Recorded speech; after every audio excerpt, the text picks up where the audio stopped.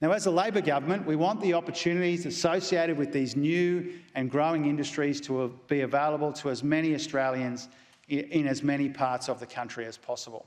And you saw that last night in our announcements of more than $1.4 billion to support regional decarbonisation, a new net zero authority and an historic skills agreement as well.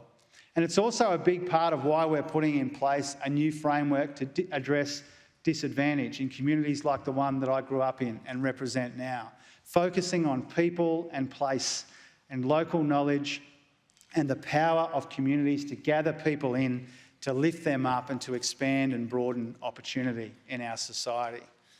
And in many ways, what aligns, what unites our approach to disadvantage, our approach to growth, a lot of what's in last night's budget, is an effort to try and cooperate across state boundaries and with communities wherever and whenever we can, working together so that what would otherwise pass as moments in time become staging points in progress. I'm confident that that's how this budget will be seen, just like the one prior and ideally the one to come as well. Points at which we can reflect on what's in the budget papers themselves, but also in what's happening all around them. Because in this budget, you can trace the through lines of our first year in government. The Jobs and Skills Summit here, and our delivery of 300,000 fee-free TAFE places from next year.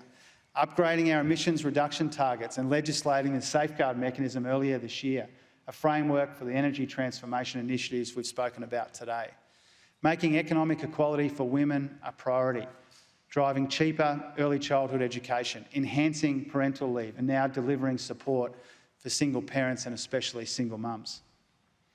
Commissioning the Defence Strategic Review, delivering the AUKUS agreement and rehabilitating Australia's diplomatic relationships, and I see Richard is here today. Investments in our national security and our regional stability funded in this budget. Mr Penny Wong and others who are here. In health, supporting the hospital system through this new phase of the pandemic, funding to keep our kids safe from the dangers of vaping, and I pay tribute to Mark Butler, and securing Medicare's future. And in our commitment to getting wages moving again, the passage of secure jobs and better pay, and funding a decent pay rise for aged care workers.